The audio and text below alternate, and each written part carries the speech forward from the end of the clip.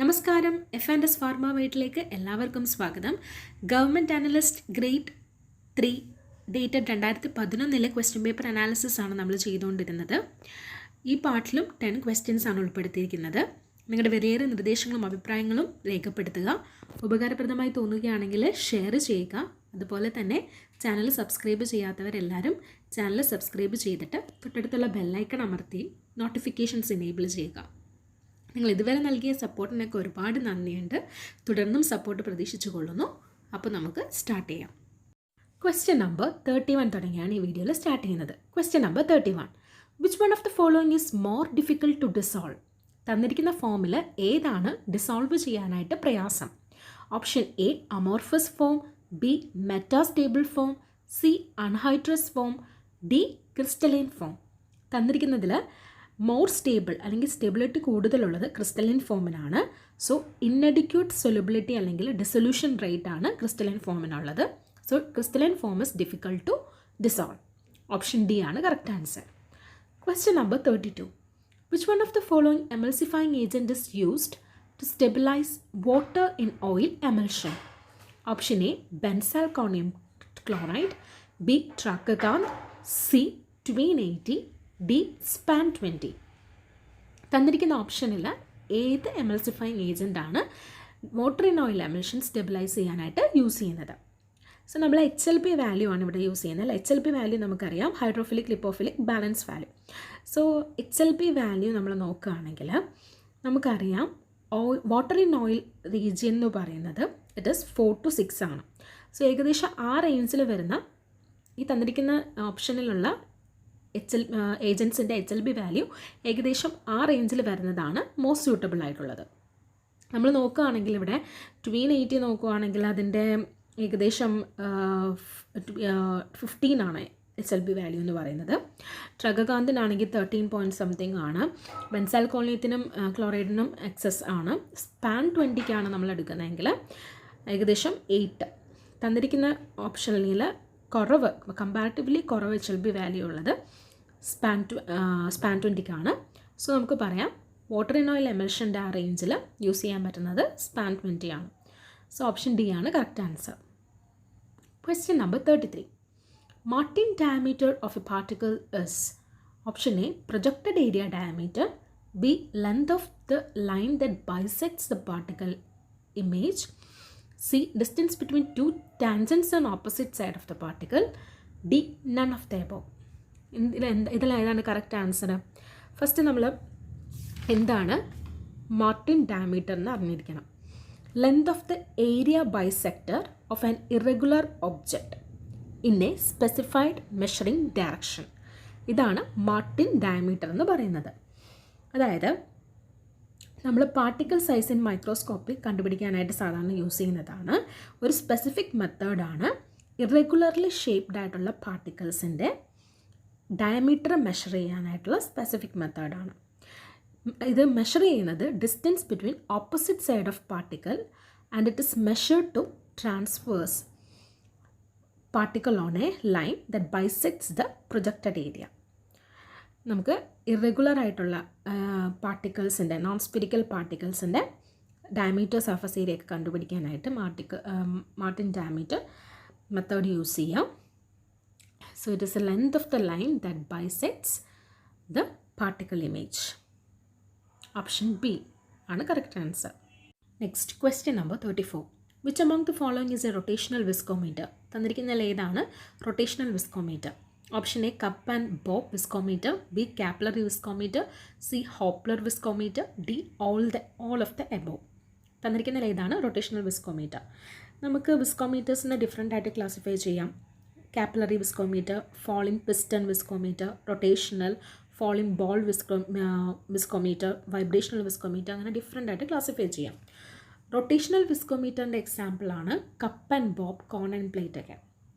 Cup and bob work ചെയ്യുന്നതെന്ന് പറഞ്ഞാൽ അവിടെ ടോർക്കാണ് നമ്മൾ കണ്ടുപിടിക്കുന്നത്. അതായത് ഒരു സർട്ടൺ റൊട്ടേഷണൽ സ്പീഡ് അച്ചീവ് ചെയ്യാനായിട്ട് എടുക്കുന്ന ടോർക്ക്, അതാണ് മെഷർ ചെയ്ത് പ്ലോട്ട് ചെയ്യുന്നത്.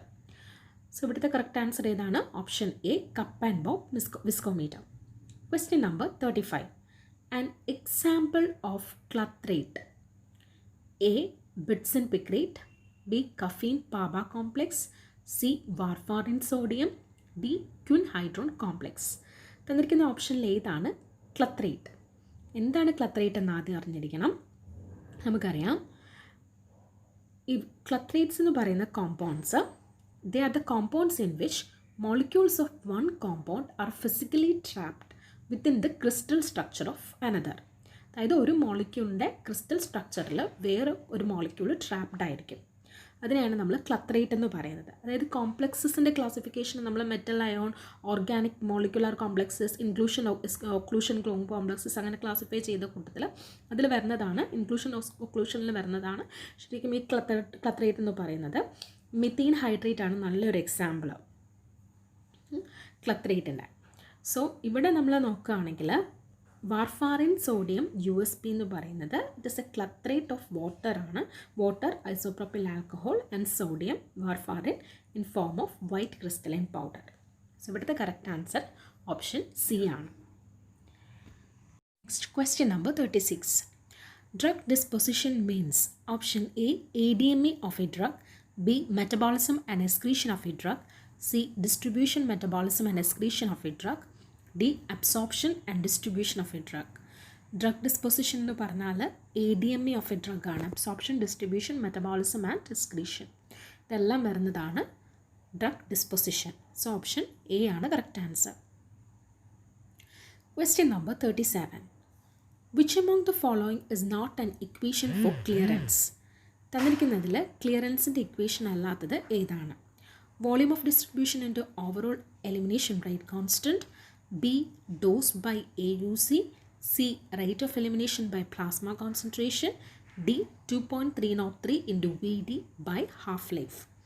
ഈ തന്നിരിക്കുന്നതിൽ ആദ്യത്തെ volume of distribution into overall elimination rate കോൺസ്റ്റൻറ്റും ഡോസ് ബൈ AUCയും rate of elimination by plasma കോൺസെൻട്രേഷനും മൂന്നെണ്ണവും നമ്മൾ ക്ലിയറൻസ് കണ്ടുപിടിക്കാൻ ഉപയോഗിക്കുന്ന ഇക്വേഷനാണ്.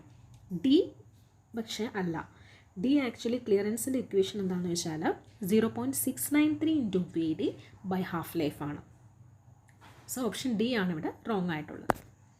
Next question number 38. Disintegration time for disposable tablet as per IP is option A. within 3 minutes using water at 19 to 21 degrees Celsius, B. within 10 seconds using water at 37 degrees Celsius, C. within 2 minutes in 0.1 normal HCl, D. within 10 seconds in 0.1 normal HCl. ഏതാണ് ഇതിൽ correct answer? Disintegration time for disposable tablet എന്ന് പറയുന്നത് option A ആണ് correct. Within 3 minutes using water at 19 to 21 degrees Celsius. Unquoted tablet ആണെങ്കിൽ 15 minutes എടുക്കും. Film quoted ആണെങ്കിൽ 13 minutes. Sugar quoted ആണെങ്കിൽ 16 minutes. Disposable നമ്മൾ പറഞ്ഞു 3 minutes. എഫർവെസൻ്റ് ആണെങ്കിൽ 5 minutes.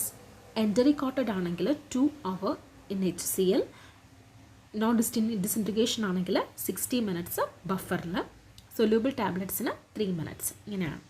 സോ 38 ക്വസ്റ്റ്യൻ്റെ answer option A. Question number 39. Propellant 114 has option A. 1 carbon, 1 hydrogen and 4 fluorine atoms. Option B.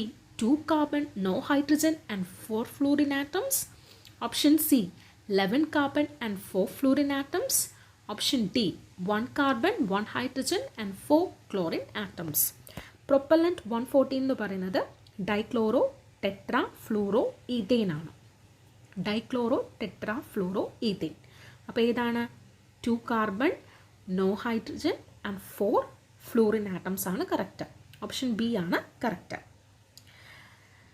Then ഇവിടെ നമ്മൾ ക്ലോറോ ഫ്ലൂറോ കാർബൺസിനെ പറ്റി അറിഞ്ഞിരിക്കാം. അതായത് പ്രൊപ്പല്ലൻറ്റ് 12 എന്ന് പറയുന്നത് ഡൈക്ലോറോ ഡൈഫ്ലൂറോ മീഥെയ്ൻ ആണ്. പ്രൊപ്പല്ലൻറ്റ് 21 ഡൈക്ലോറോ ഫ്ലൂറോ മീഥെയ്ൻ ആണ്. പ്രൊപ്പല്ലൻറ്റ് 114 എന്ന് പറയുന്നത് 12 ഡൈക്ലോറോ 1122 ടെട്രാ ഫ്ലോറോ ഈഥെയ്ൻ ആണ്. ദെൻ പ്രൊപ്പല്ലൻറ്റ് 114 എ ഉണ്ട്, അത് 11 ഡൈക്ലോറോ 1122 ടെട്രാ ഫ്ലോറോ ഈഥെയ്ൻ ആണ്. ദെൻ 2B 114 2A ഉണ്ട്, 2B ഉണ്ട്. ദെൻ പ്രൊപ്പല്ലൻറ്റ് 152 എ ഉണ്ട്, ദാറ്റ് ഇസ് 11 ഡൈഫ്ലോറോ ഈഥെയ്ൻ. ഇങ്ങനെ ഡിഫറെൻറ്റ് ടൈപ്സസ് ഉണ്ട് പ്രൊപ്പല്ലൻസ്. പിന്നെ ഹൈഡ്രോ കാർബൺ പ്രൊപ്പല്ലൻസ് ഉണ്ട്, ഫ്ലൂറോ കാർബൺസ് ഉണ്ട്, നോൺ CFC പ്രൊപ്പല്ലൻസും ഉണ്ട്. അപ്പോൾ നമ്മുടെ ക്വസ്റ്റ്യൻ്റെ ആൻസർ എന്ന് പറയുന്നത് ഓപ്ഷൻ ബി. Question number 40.